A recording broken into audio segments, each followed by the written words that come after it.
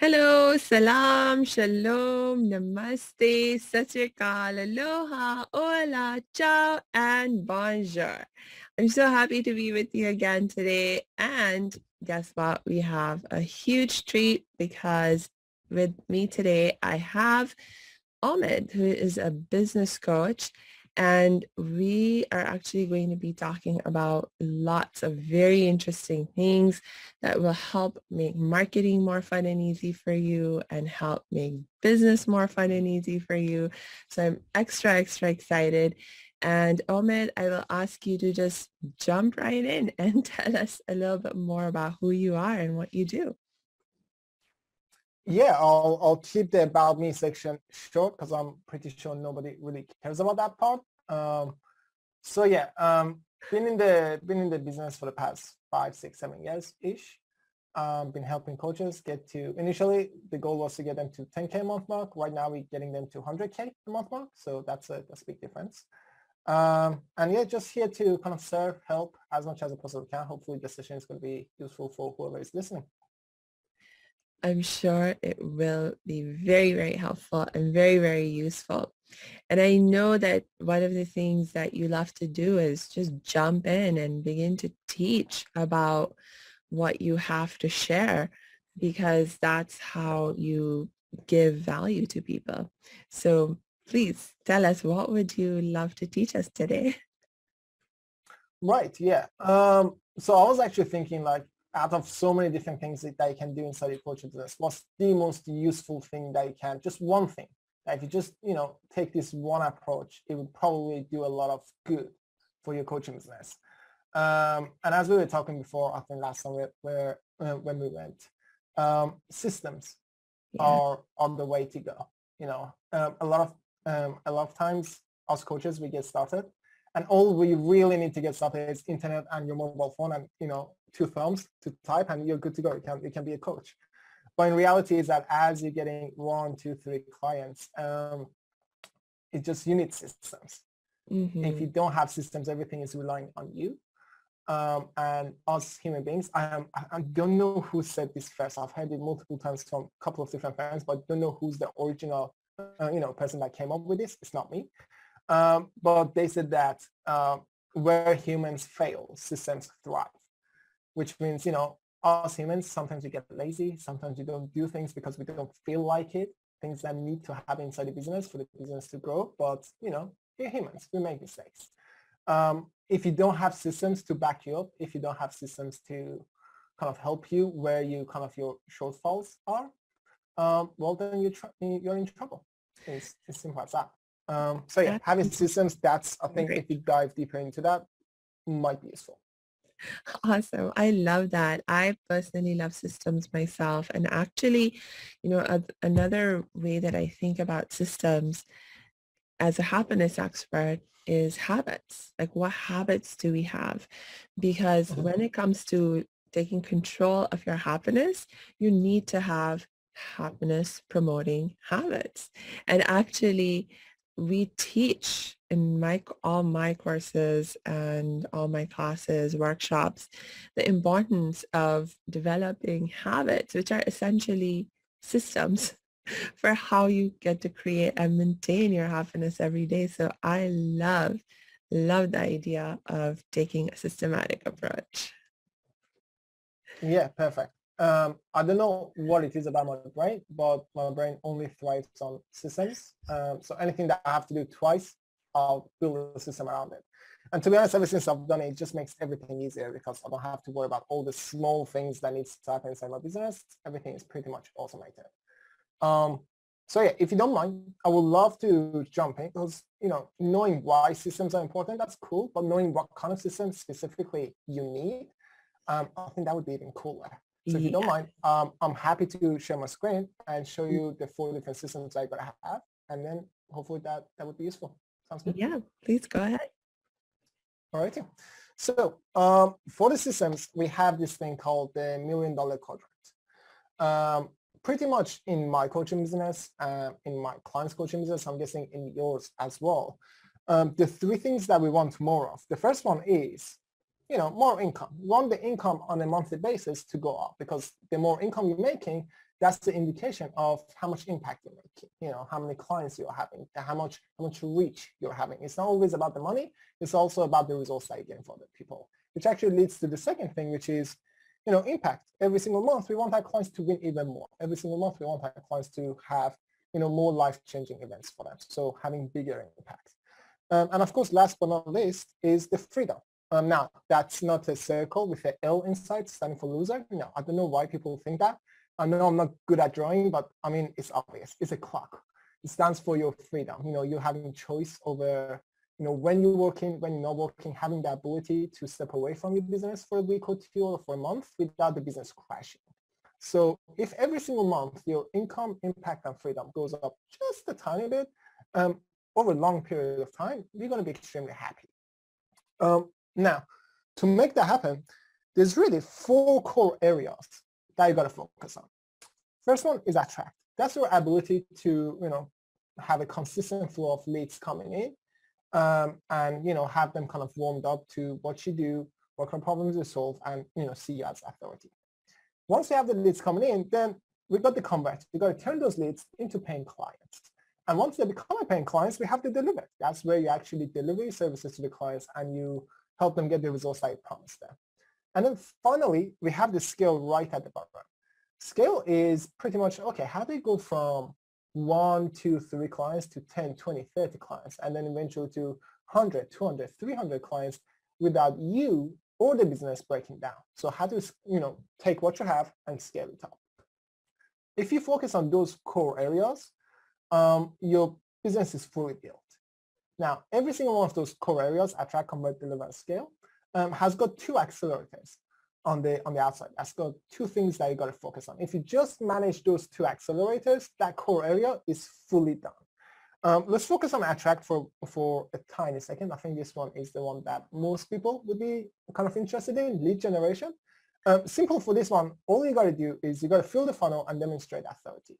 Mm-hmm. Fill the funnel, what it really looks like is something like this, where, for you to get consistent clients coming in, there's really 2 things you got to do to fill the funnel. First one is getting the right attention coming in. So it's the ideal clients, potential clients coming to you, asking for your help, paying attention to all of your content. And then on the other side, you got to have a system that turns the attention into happy paying clients. So if you notice, there is really 2 sides to the story. The one side is getting the attention. On the other side is having the system to turn the attention into paying clients. If you have that set up for your lead generation, you can fill up your funnel as much as you would like. You're fully in control of that. Now, when it comes to the attention, sometimes the quality of the attention you're getting is a problem. Sometimes the volume of the attention you're getting is a problem. Sometimes the quality is there. You get amazing, leads, but it's just not enough of them. Regardless of what the problem is, there are different solutions you can have to solve those. But as long as you know that you got to get the attention and have a system, the most important part is the system. The attention is probably the easiest part that most people have taken care of. You produce content online, you get comments, you get likes, you get views. Those are attention.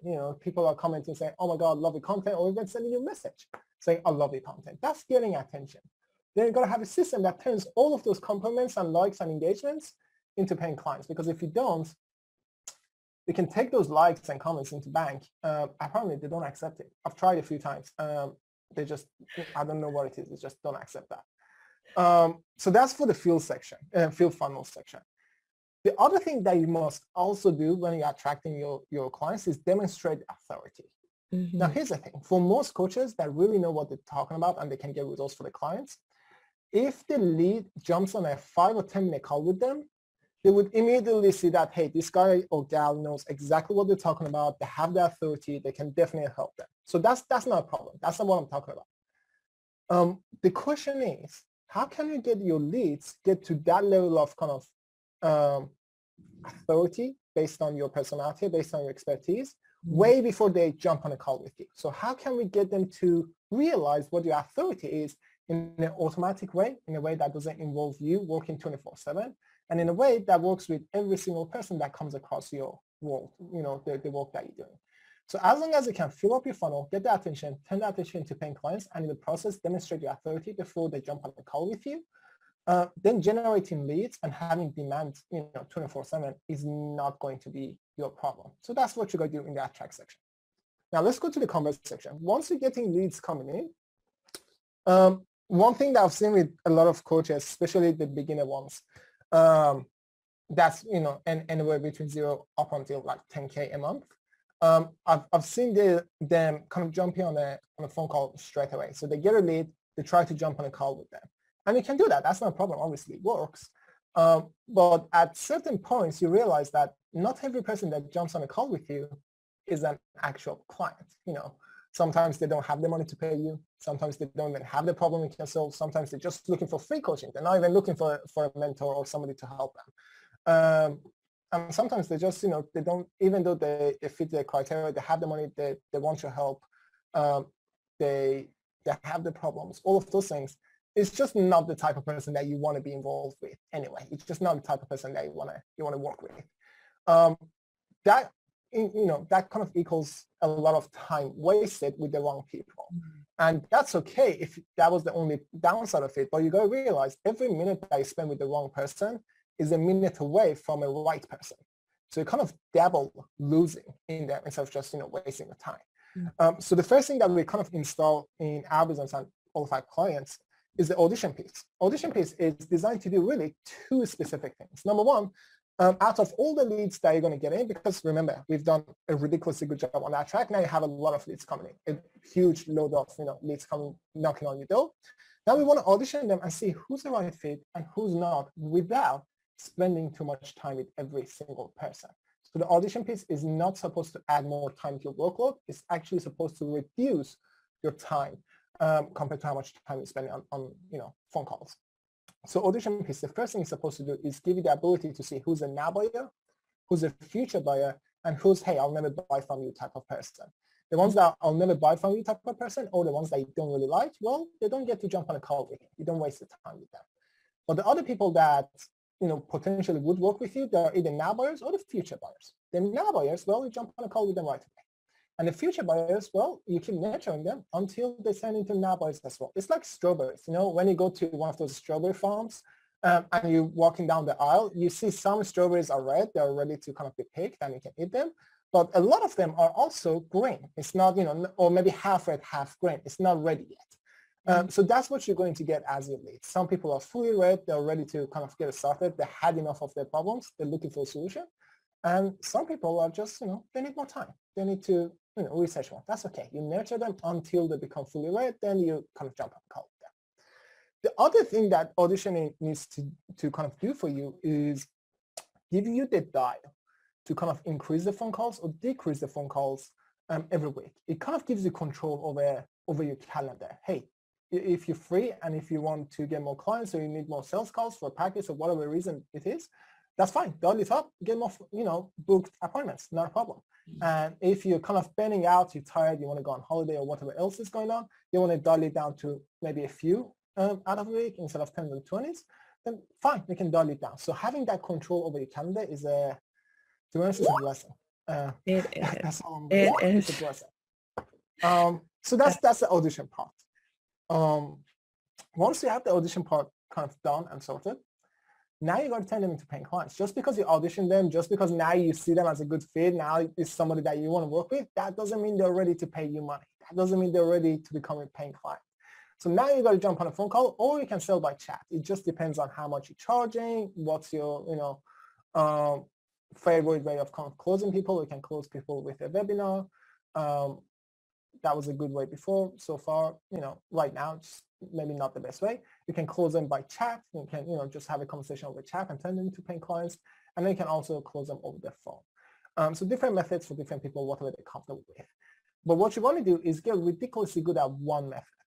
The mistake that most people take in the closing section is that they try to close by chat and they try webinars and they try, you know, phone calls and a bunch of different methods of doing it. You end up becoming jack of all trades and master of none. And when you're jack of all trades in the conversion kind of side, it's not a good thing because the conversion is going to be low, maybe, you know, 5 or 10% across everything rather than being 60, 70, 80% on one thing. So yeah, when it comes to closing, just decide how you want to do it and then become really, really good at it. So that's for the conversion. Once you do those two things, the conversion is going to be growing as well. So now that we have the attract and the convert green, your income is good.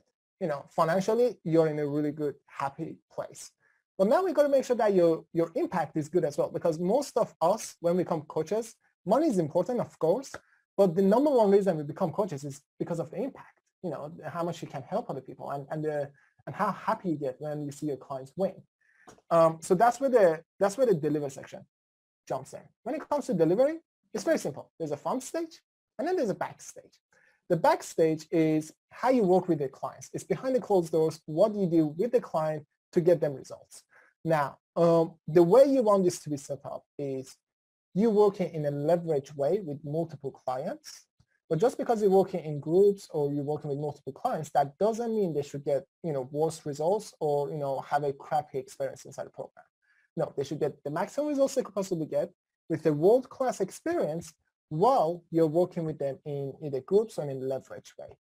And the goal of this is for you to have a fixed workload every single week, but the number of clients keeps increasing, which means the more clients that you get, you don't have more work to do.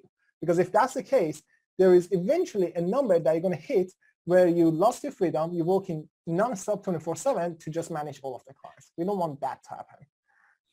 So that's for the back end, just to make sure that you're delivering your services, your knowledge in a way that gets them amazing results, amazing services, but at the same time, it doesn't, slave you to the business. So that's the back end. Now, the front end is packaging your offers, what you actually do. When it comes to packaging your offers, there's really two sides that you got to focus on. One side is the offer framework itself, like what the actual offer is, what are the promises, what they're going to receive, how long the program is, all of those things. The other side of it is the flow of your presentation of the offer. So the way you actually present it to the client, the way you actually walk them through the offer. And ideally, what we want to happen is that by the time you finish telling them what the offer is, you no longer have to convince them or sell to them or try to kind of brainwash them into buying your program. Yeah. By the time you finish telling them what it is, they're like, oh my God, this is exactly what I needed. I mean, how much is it? How do I get started? So it's them trying to push in, it's them trying to join your program, it's them trying to take the first step, rather than you trying to find this slick way of trying to, getting them into the program or trying to drag them into the program. It's a completely different energy. It's the ideal client coming at you saying, okay, how much is it? How does it work? How can I join? And at that point, you just have to not be rude and answer the questions. And as long as they answer the questions, they become a paying client. You no longer have to sell or be salesy or pushy or needy or anything like that. So that's the delivery side. We have the back end and the front end. If you take care of those two things, the impact is going to go through the roof. So everything that we've done so far, the attract, the convert, the deliver, has all been around making the income that you want to make. So that's important, making sure that the bills are paid. And of course, having the impact that you want to have in the world, making sure that your clients are winning. Can I ask you a question? Okay. Of course. So when you were just talking about packaging the offer and sort of making sure it's flowing in the right direction, so you don't have to convince the person who is listening to your offer by the time you get to the end of it and so forth, how is that different from what you do in the convert part of the process where you're closing? Right. So where you're closing over here, that's your structure of, so when it comes to closing, here's what we don't want to do. Typically, what ends up happening in the closing section, people fall into literally two traps. The first trap is that they coach. These are the people that are extremely nice. They want to be as useful as they possibly can. So they take an hour, sometimes even 2 or 3 hours, coaching the person on the problem. By the end of it, usually what ends up happening is that the other person is over the moon. They're excited. They freaking love you for adding so much value to them, helping them. And they just say thank you and they end the call. So, well, you just spent 3 hours with the potential clients. They're happy. That's great. But, you didn't get any paying clients. And there's only so much of that you can do before you say, you know what, this is getting frustrating. And of course, the 3 hours of coaching is never going to change anybody's life. So they're kind of losing as well because they're never going to get those life transformations that they're looking for. So it's kind of a lose-lose for both the coach and the client. On the other end, people try to not be the coach to kind of, not get burnt. spending 3 hours with the ideal client and then not getting paid. So they try to be kind of, salesy. They try to sell. They try to promote themselves and promote the program, and it's pushy and needy, and it just doesn't feel good. It doesn't feel good for the coach doing it, and it definitely doesn't feel good for the person that is going through the experience. We don't want to do either of those things. We want to be in the center, right in the middle, where we do two very specific things on the closing section. First one is we want to understand, hey, can we even help you or not?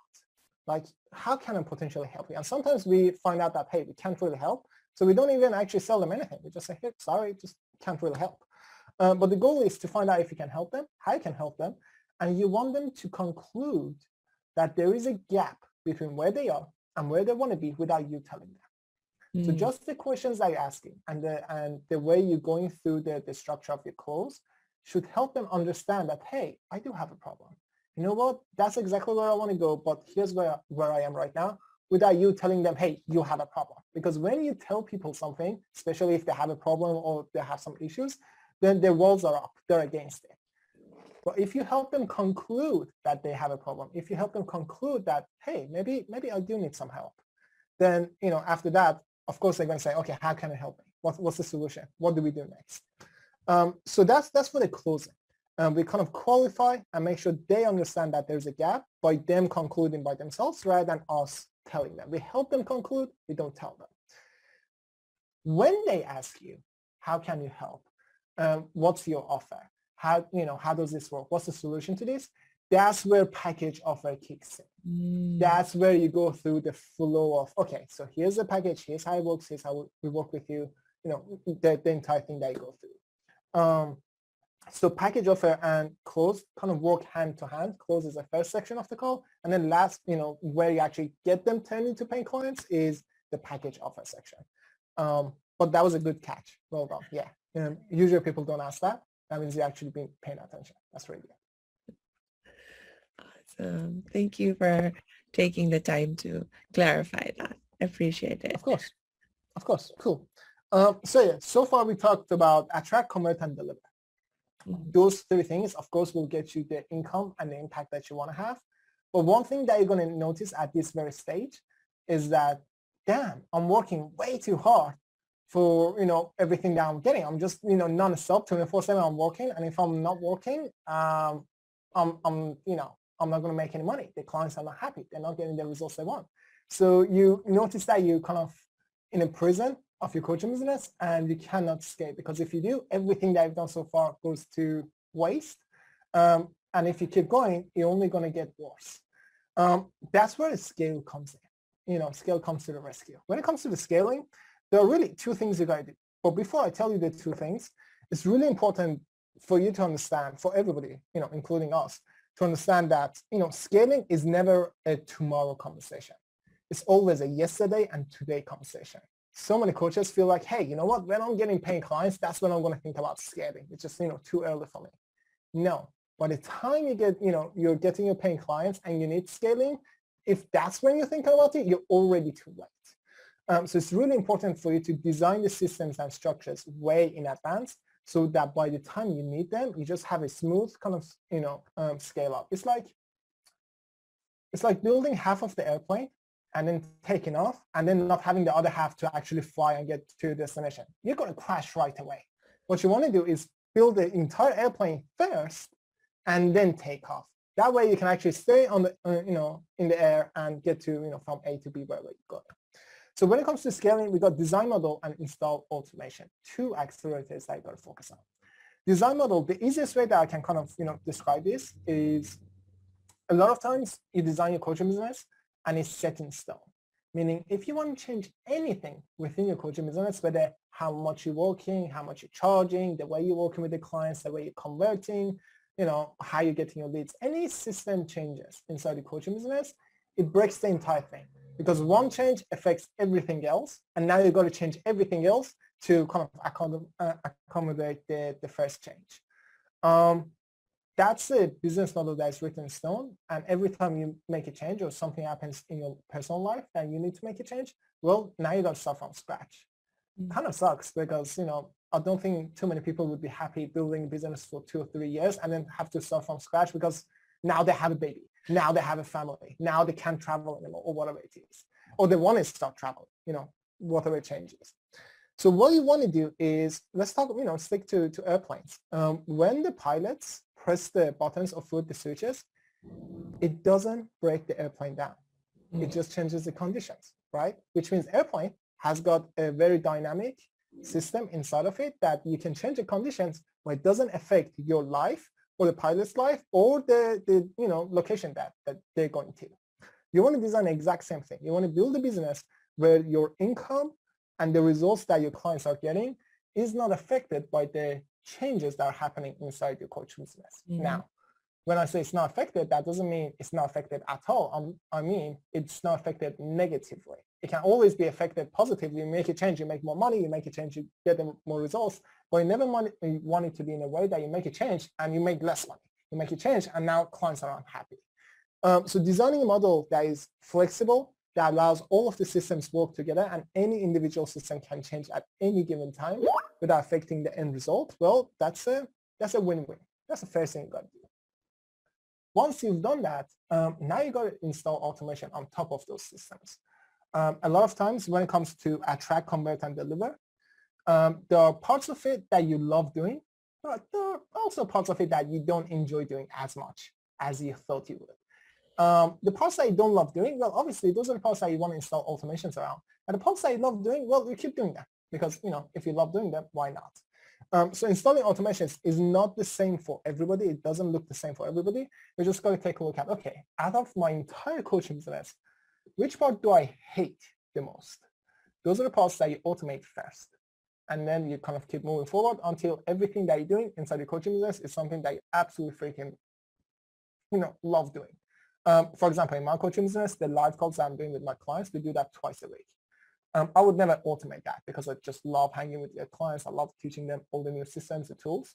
But when it comes to generating the leads, converting the leads into paying clients, social media content, a bunch of other stuff that, needs to happen. It's not that I don't like it. It's just that, posting on Instagram, my VAs can do that. Talking to the leads, well, my setter and the closer can do that. Generating leads, well, the lead gen specialist can do that, or the Facebook ads can do that. So the things that you don't love doing, definitely automate them first, and then you keep doing that until there's nothing left inside your business that you don't love doing. I really love that, by the way. Again, as a happiness expert, being happy is really important to me, and being able to focus on doing what you love is super important to our happiness. So I really appreciate that you are sharing this perspective. Yay. Awesome. So that's pretty much all you need for you to have a really successful 6, multi, 7-figure, 8-figure business. And one thing that one of my clients noticed, and we were talking about it 2 days ago, he was like, dude, this $1 million quadrant thing, it never ends, does it? I was like, what do you mean? I was like, well, I was red when I got started. We turned everything into green within the first, I think it was 6 or 8 weeks. And now I'm making like 30, 40,000 and everything is red again. Like, how's that even possible? I'm like, dude, there are different levels to the coaching business. You're making your first 10,000, then get to 20, 30, 40,000. Then, we get to 30,000 for 40,000. Things break down. Things are, what got you to 30,000 is not going to get you to 100,000. So every new level, things are going to turn from a green to a red for the new level that you're on. And you just got to, build new systems, build more advanced stuff, strategies, and put them in place so that it turns into green again. And you turn them into green. Every time you turn this model from a red to a green, you add another 10, 20, 30K to your recurring income. It's simple as that. Yeah, and that is an excellent point. That wherever you're at, there's room to grow. And anytime you want to grow, you're going to want to upgrade things at all levels. Yeah, that makes a lot of sense. Cool. Oh my gosh. You touched on so many really, really important things. I'm a little bit like, oh my gosh, what to focus on first in terms of follow-up questions and so forth.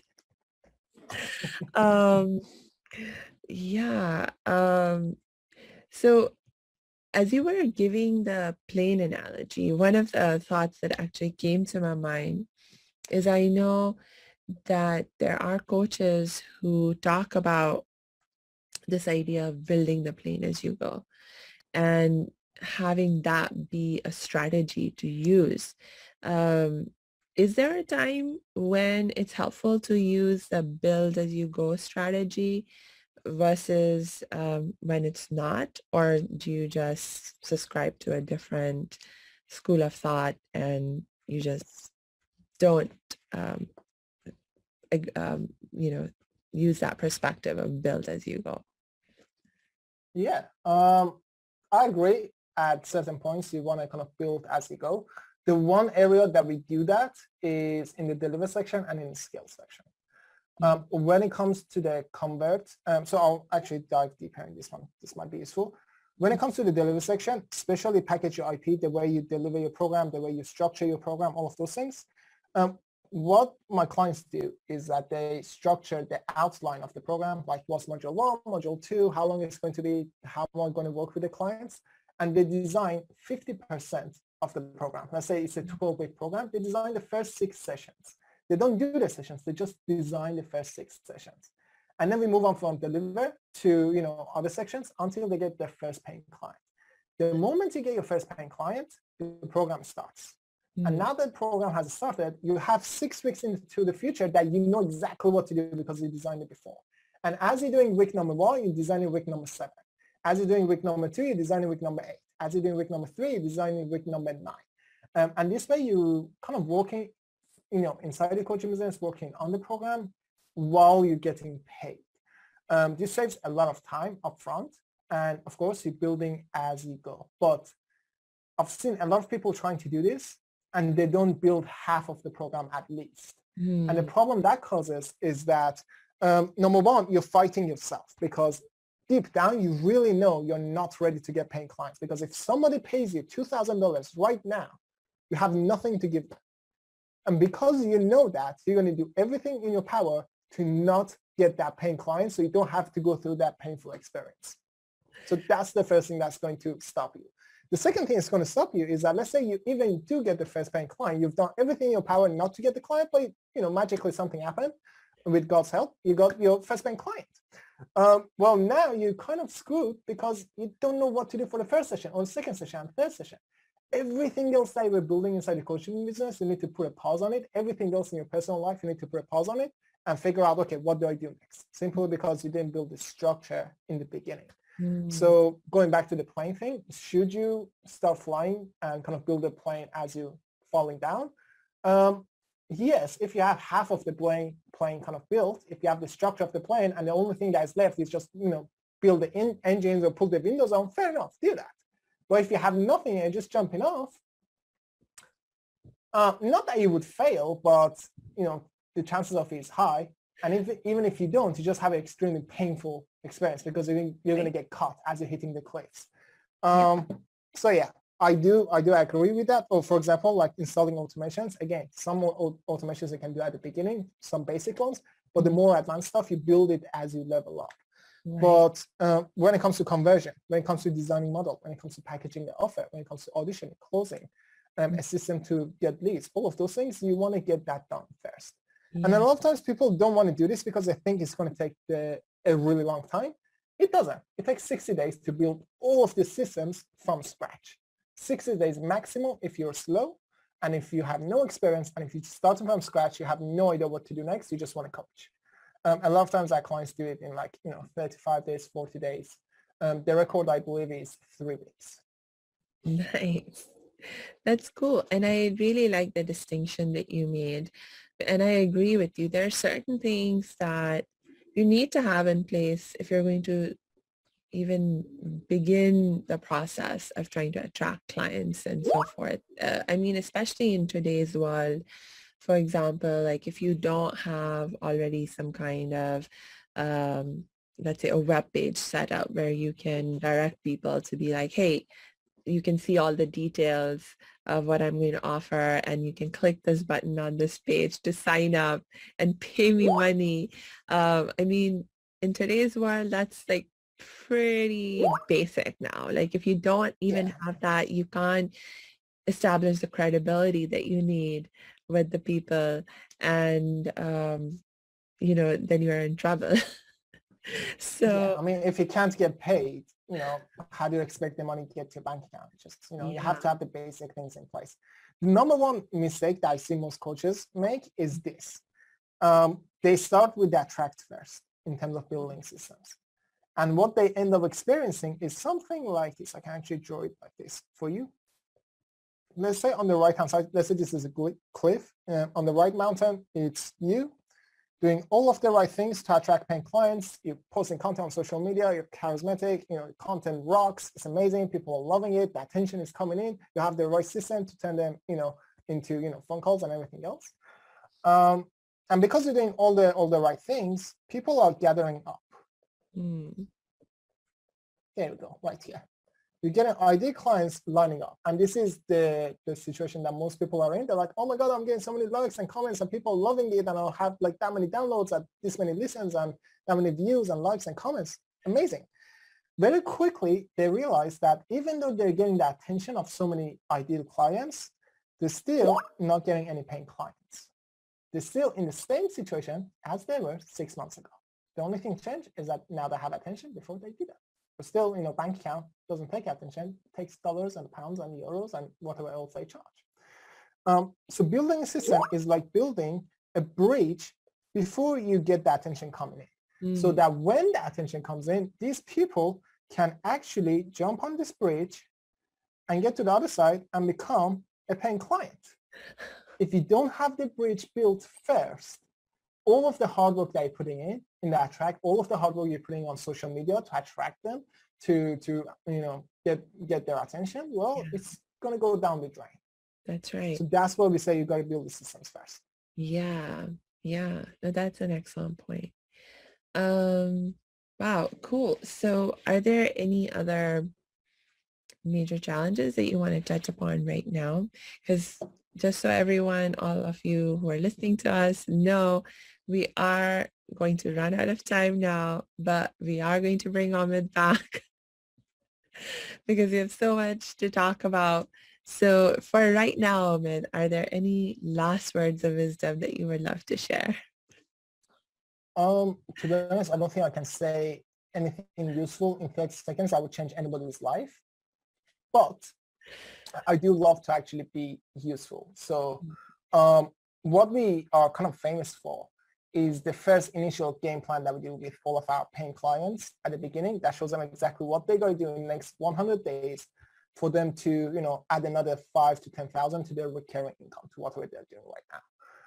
Now, it is only for paying clients, but I would love to give away 5 of those game plans to, the first 5 people that just send me a message or joins our Facebook group and say, hey, I'm coming from this podcast.